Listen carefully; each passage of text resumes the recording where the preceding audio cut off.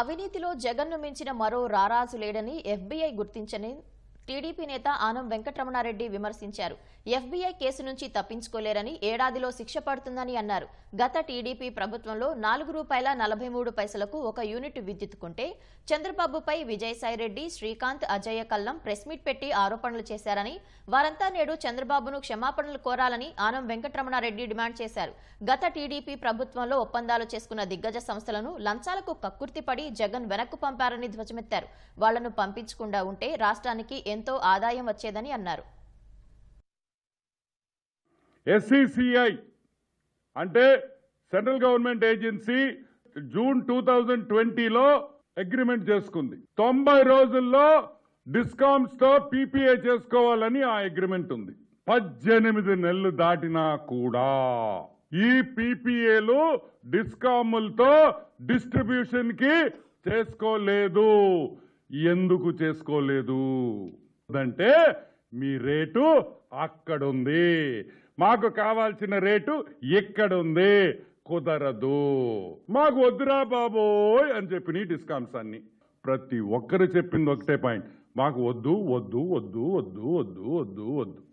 జగన్ అన్న half ticket కావాలి కావాలి కావాలి అన్నాడు.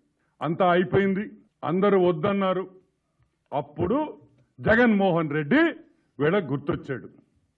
అరే అరే అరే మన పొట్టోడు ఉన్నాడు తాడేపల్లిలో, పొట్టబ్బాయి, ఈ పొట్టబ్బాయిని పెట్టుకుంటే 9,000 కాదురా, మనం ఇంకొక 50,000 మెగావాట్లు పెట్టినా వాడు కొనేస్తాడు, అవసరం ఉన్నా అవసరం లేకపోయినా కొనేస్తాడు, వాడి దగ్గరికి వెళతాంరా అని ఈడకొచ్చారు. అబ్బాయా అబ్బాయా 9,000 ఉండే అబ్బాయా మా దగ్గర, ఎవడు కొనటం లేదు, నువ్వన్నా కొనువు అన్నాడు. దానిదేముందన్నా, కొంటామన్నా, ఎంత ఇస్తావన్నా అన్నాడు. అయిపోయింది. జగన్ అంత లంచాలు తీసుకునే దాంట్లో మొగోడే లేదని చెప్తా ఉంది. $200 మిలియన్ బ్రైబు సెట్ అయిందని రాశారు. ఇక్కడ CBI కేసులు జరిగినట్టు, ఈడీ కేసులు జరిగినట్టు 14 సంవత్సరాల నుంచి 28 సంవత్సరాల వరకు నడిపిస్తానని ఈడేమి రాశారు తెలుసా? Jury trial by demand. సంవత్సరం లోపల జడ్జిమెంట్ వచ్చేస్తుంది. ఏపీ గ్రీన్ ఎనర్జీ కార్పొరేషన్ అని ఉంది. 6,400 మెగావాట్స్ టెండర్ పిలిచాడు.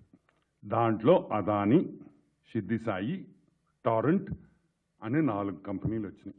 బాగా జరుగుతుండేది, టెండర్ కూడా అయిపోయేది, జగన్మోహన్ రెడ్డికి డబ్బులు వచ్చేసి ఉండేవి. కానీ ఆ టాటా కంపెనీ వాళ్ళు వచ్చి మేము కూడా టెండర్లో ఉంటాము అన్నారు. టాటా కంపెనీ వస్తే వాళ్ళు ఎవరికి డబ్బులు ఇరు, వాళ్ళ పాలసీ అది. ప్రపంచంలో ఎక్కడైనా టాటా వాళ్ళు తప్పు చేశారంటే ఎవరు ఒప్పుకోరు.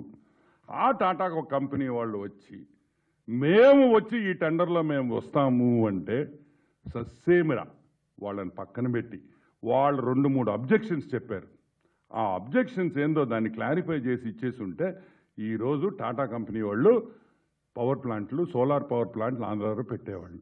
మేము అడుగుతున్నాం, టాటా వాళ్ళు డబ్బులు ఇయ్యరు కాబట్టి ఈ టెండర్ని మొత్తాన్ని క్యాన్సిల్ చేసేసి నాశనం చేసి హైకోర్టుకు వెళ్ళి హైకోర్టులో పడింది. ఇప్పుడు సో 6,400 మెగావాట్లకి ఆంధ్రప్రదేశ్కి రావాల్సింది నాశనం చేసి, సున్నా చేసి, డబ్బులు లంచాలు రావట్లేదని టాటా కంపెనీ వాళ్ళు ఈరని దీన్ని నాశనం చేసింది జగన్మోహన్ రెడ్డి కాదా అని మేము అడుగుతున్నాం.